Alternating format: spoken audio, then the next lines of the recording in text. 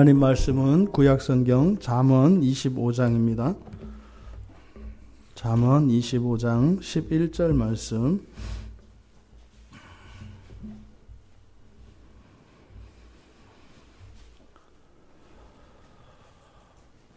우리 같이 한 목소리로 함께 읽겠습니다. 잠언 25장 11절 말씀입니다. 같이 읽습니다. 경우에 합당한 말은 아로새긴 은 쟁반의 금 사과니라. 아멘. 경우에 합당한 말은 아로새긴 은 쟁반의 금 사과니라. 여러분, 이렇게 여성 여권 운동가들이 별로 안 좋아하는 것 중에 하나가 이제 미스 코리아, 미스 인터내셔널 이런 거 뽑는 겁니다. 그래서 단지 여성들을 이렇게 상품화한다. 그래서 이제 불쾌합니다만 어찌하였든 미스 코리아, 미스 아메리카 이렇게 나라마다 그렇게 이제 선발 대회를 하지 않습니까? 그때 1등, 2등, 3등 이렇게 먹이잖아요. 우리나라에서는 1, 2, 3등을 뭐라고 하죠? 진선미 그래요. 그렇죠? 진선미. 그거를 영어로 그렇게 쓸 리는 없어요. 영어로 진선미를 이렇게 쓸 리는 없고, 미국이나 이런 데서는 1, 2, 3등을 뭐라고 하는지는 모르겠어요. 금으로 할지, 금은동으로 할지, 뭐로 할지는 모르겠어요. 근데 이제 진선미는 사실은 이렇게 미인 선발대회에서 1, 2, 3등을 우리가 이제 지칭하는 말이기는 합니다만, 사실은 진선미라고 하는 것은 사람이 갖추어야 하는 모든 미덕의 총체를 말합니다. 진과 선과 미. 이제 거기에 빠져 있는 게 이제 덕체죠. 그죠? 이것이 이제 사람이 갖추어야 할 아주 귀하고 좋은 것들. 그래서 대표적으로 이제 진선미 이렇게 이야기를 합니다. 근데 오늘 말씀을 보면 바로 그 진선미에 대해서 다 이야기를 하는 것 같아요. 보면 경우에 합당한 말은 아로새긴 은 쟁반의 금 사과다. 이게 지금 여기서 이제 경우에 합당한 말입니다. 말은 진에 해당하겠죠. 진, 그렇죠? 진리, 진. 그리고 뒤에 나온 아로새긴 은쟁반. 아로새긴 은쟁반은 우리식으로 말하면 상감법인 거죠. 상감법. 이렇게 조각을 해서 거기에 다른 것을 이렇게 이제 메꾼 겁니다. 요걸 이제 아로새겼다 이렇게 얘기를 하거든요.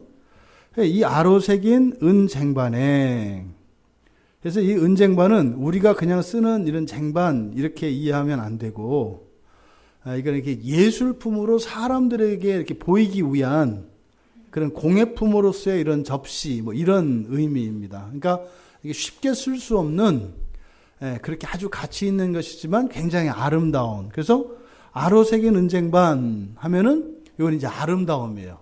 굉장히 아름다운 것. 그 다음에 금사과.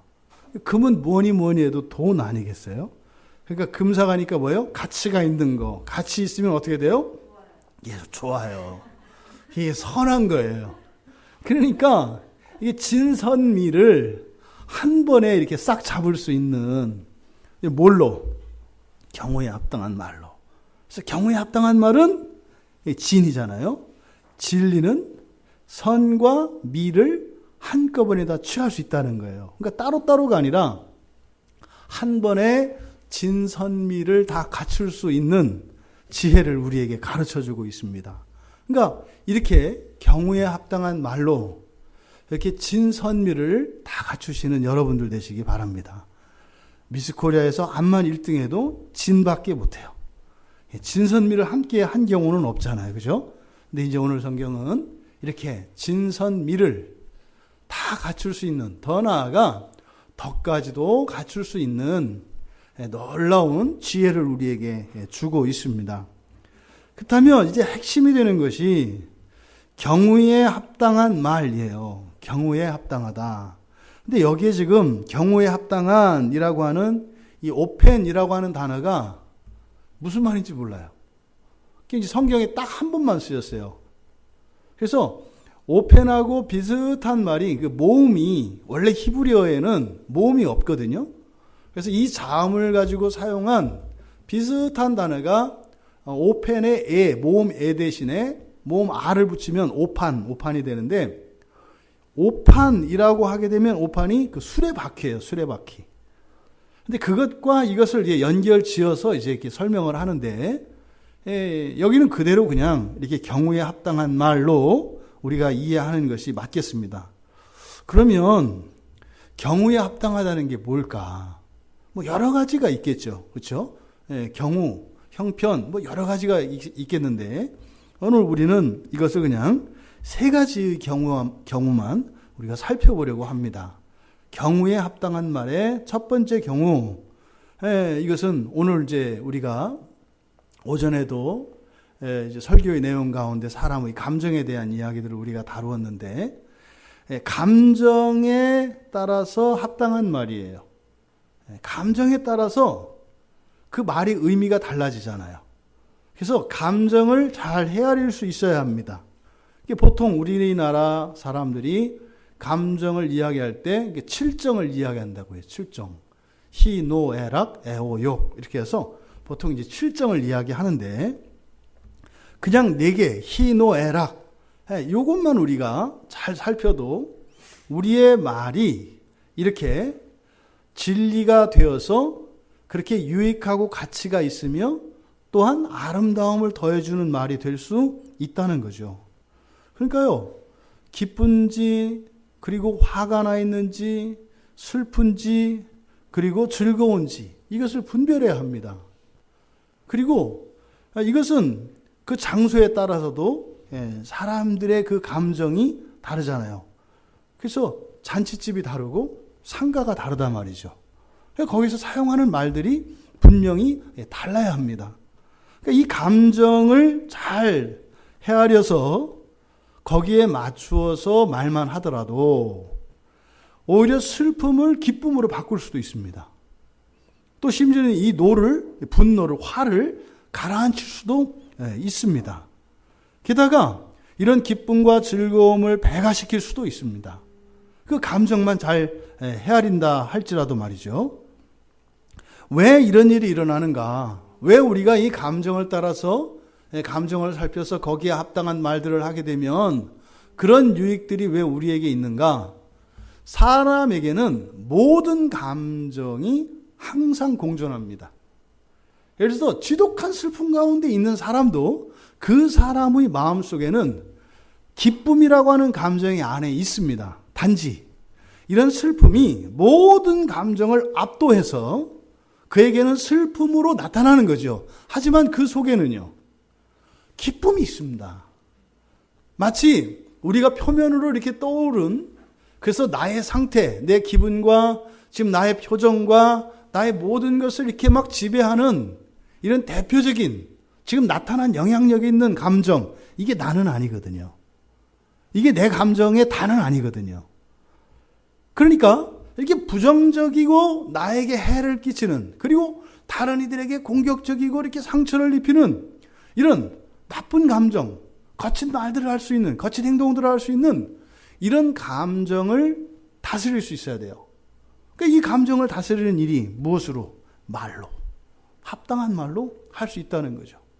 그래서 슬픈 상황이라고 해서 반드시 슬퍼야 하는 것은 아니에요.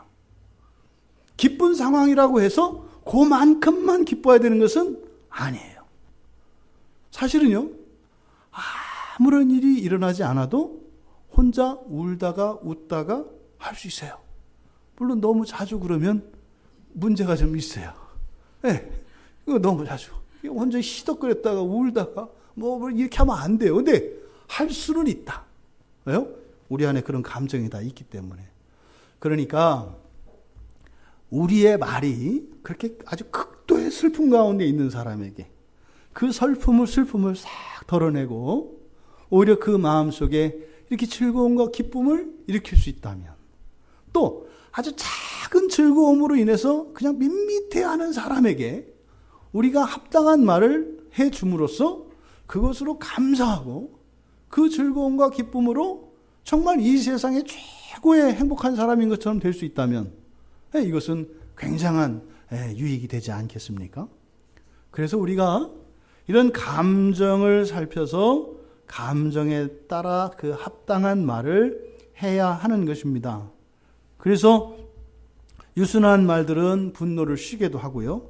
또 반대로 또 이렇게 대답을 그 말을 잘 함으로써 이렇게 기쁘게 하는, 그렇지 않아요? 어떤 사람을 보면 이게 사람들로부터 이렇게 사랑을 받는 사람이 있어요. 뭐 특별한 게 없는데. 근데 뭐 때문에? 말을 예쁘게 해요. 말을 예쁘게 해서 상대방의 이런 기쁨과 즐거움을 일으키는 사람들이 있어요. 말만으로. 그러니까 이 감정의 형편을 살피고 그 감정에 따라 합당한 말을 하는 것. 이것이 첫 번째 경우에 합당한 말이겠습니다. 두 번째로는 사람에 따라 합당한 말을 해야 합니다. 그것이 말하는 사람이 심지어 여기서 앞에서 이야기한 것처럼 그런 감정을 헤아리고 또 이렇게 한다 할지라도 그 말을 듣는, 즉 내가 그 말을 하는 그 사람이 어떤 사람이냐에 따라서 또 다릅니다. 모두에게 동일한 효과가 일어나는 것은 아닙니다. 오히려 그렇게 상대방에게 도움을 주려고 했다가 오히려 된통 당할 수도 있습니다. 거만한 자들에게는 도우려고 하는 그런 선의가 그 사람들을 무시하는 것이 됩니다. 또 악인들에게는 오히려 그것을 선을 악으로 갚을 수도 있습니다. 그래서 이러한 선을 흠으로 잡아서 오히려 나에게 화를 일으킬 수도 있는 것입니다. 그래서 내가 지금 말을 하는 그 대상이 어떤 사람인가, 거기에 맞는 합당한 말을 해야 되는 것입니다. 나의 말을 들을 수 있는 사람, 그리고 다른 사람의 충고를 그것을 기쁘게 듣는 사람이라야 나의 그 선의가, 그 합당한 말도 그렇게 정말 아로새긴 은쟁반의 금사과와 같은 말이 될 수가 있다. 또 이 사람은 그 사람의 됨됨이나 그것뿐만 아니라 관계에도 영향을 미칩니다. 나와 그 사람의 관계가 어떠냐에 따라서 그것이 진심으로 들리기도 하고 그것이 거짓으로 들리기도 합니다. 이 잠언 27장 6절에 보면 친구의 책망은 충직으로 말미암는 것이나 원수의 잦은 입맞춤은 거짓에서 난 것이다. 이게 무슨 말이냐면 친구는 나쁜 말을 해도 뭐라는 거예요? 나를 위해서 말을 한다. 이런 뜻이에요. 또 원수가 아무리 입에 발린 말을 하고 나에게 좋은 말, 귀에 듣기 좋은 말을 아무리 해도 다 거짓말이다. 이런 뜻이에요. 근데 이것은 역도 성립합니다. 이 사람이 나의 친구라고 생각하면 거짓말도 그 사람은 기뻐합니다. 쓴소리도 단소리로 듣습니다. 그런데 나와 관계가 이렇게 헝클어진, 심한 경우, 적대적인 경우에 있는 이런 경우에는 아무리 좋은 말을 해도 그 진심이 전해지지 않습니다. 그래서 이 관계라고 하는 것이 굉장히 중요하죠. 이게 사실은 설교자와 청중 사이에서 굉장히 영향을 많이 미칩니다. 그래서 우리 딸들에게도 제가 틈만 나면 계속 하는 말이 있어요. 너희들은 평생에 너희들 목사님과는 친하게 지내라. 무조건 친하게 지내라. 그는 인간적으로 잘 보이고 아부하고 이게 아니에요. 뭐 때문에 그래요? 말씀 때문에 그래요. 말씀 때문에. 목사님과의 친밀도가 이 말을 듣는 그 하나님의 말씀을 들을 때 굉장히 영향을 받기 때문에 그렇습니다. 그러니까 우리들도 일상에서 말을 할 때 이런 관계에 따라서 말의 수위를 조절해야 되고 말의 내용도 우리가 합당하게 해야 되는 것입니다. 평소에 관계가 좋지 않은 사람에게 너무 지금 위험한 상황에 처해 있고 내가 그걸 방법을 확실히 알고 있다고 해서 아무리 가서 도와주려고 해도 오히려 일을 그르치고 오히려 더 화가 됩니다. 그래서 관계를 또 우리가 살펴야 되겠다. 그래서 사람에 따라 합당한 말이라고 하는 것은 듣는 사람이 어떤 사람이냐, 그리고 관계가 어떠한 관계냐를 살펴서 말을 하는 것. 실제로 사람에 따라서 우리는 말을 달리해야 합니다. 또 이 신분에 따라서도 말을 달려야 됩니다. 예를 들어서 내가 아랫사람이라면, 그리고 내가 말을 하는 그 대상이 나보다 윗사람이라면 거기에 맞춰서 깍듯이 예의를 다해서 해야 될 것이고, 또 아주 정말 권력 있는 권력자라면, 그리고 또 반대로 힘이 없는 사람이고 내가 힘이 있는 사람이라면 거기에 맞추어서 합당한 말을 해야 될 것입니다. 세 번째로, 경우에 합당한 말의 세 번째의 경우로 우리가 형편에 합당한 말을 해야 되겠다. 형편이라고 하는 것은 그 사람의 필요입니다. 그 필요에 맞는, 그 형편에 맞는 말을 해야 된다는 거죠. 무조건 좋은 말만 해서 좋은 것이 아닙니다. 그리고 쓴 소리가 무조건 쓴 것은 아닙니다. 때로는 지지하고 격려하고 그렇게 인정해주고 칭찬해주는 말을 해야 될 때가 있고, 반대로 꾸중하고 질책하고 비난해야 할 때가 있습니다. 그것을 가려서 해야 합니다. 그러니까 질책해야 될 때 칭찬을 하거나, 또 비판을 하고 그 잘못을 가르쳐 줘야 될 때 오히려 그것을 지지하고 그것을 인정을 해주게 되면 오히려 그 사람에게는 망하는 게 되죠. 그래서 우리가 이 형편에 따라서 부모들이 자식을 대할 때도 그러지 않습니까? 사랑으로 따뜻하게 감싸줄 때도 있고, 때로는 매를 대는 것도 아끼지 말아야 하는, 마음 아프지만 이렇게 쓴소리도 해야 되는 그런 때가 있는 거죠. 또 반대로 정말로 심하게 야단을 치고 꾸중해야 될 때지만 오히려 격려하고 오히려 용기를 북돋워주는 그런 말을 해야 될 때가 있습니다. 그러니까 그 형편을 우리가 알려면은요, 사실은 이런 경우에 합당하다고 하는 이 모든 경우에 합당한 말을 하기 위해서는 사실은 상대방에 대한 기본적인 이해와 그리고 사랑이 있어야 사실은 이 모든 경우에 합당한 말을 할 수가 있습니다. 예수님께서도 항상 좋은 말만 하지 않습니다. 꾸짖으시기도 하고 나무라시기도 하고 질책도 하십니다. 마치 당장 이렇게 버릴 것 같이 그렇게 말씀도 하십니다. 하지만 또 한없이 너그러우셔서 또 이렇게 낙심하거나 절망하지 않도록 위로하시기도 합니다. 그래서 그때그때의 형편에 따라 알맞은 말을 해야 될 것입니다. 칭찬할 때 칭찬하고 질책할 때 질책하고, 그래서 우리들이 하는 그 말이 참으로 진리가 되어서 유익을 주고 또 아름다움을 더해 줄 수 있는 그런 언어 생활이 우리들에게 허락되기를 바랍니다. 우리가 바로 뒤에 12절은 읽지 않았습니다만 바로 경우에 합당한 말에 이어서 슬기로운 말이 나옵니다. 슬기로운 말. 이 사실 이 경우에 합당하다라고 하는 것과 동의어가 슬기로운 말입니다. 이 경우를 알려면 무엇이 있어야 되겠어요? 슬기는 학함, 지혜입니다. 그러니까 지혜가 있지 않고서는 그 상황을, 그 경우가 어떤 경우인지 알 수 없고, 또 그 지혜가 있지 않고서는 그 경우에 합당한 말을 할 수가 없습니다.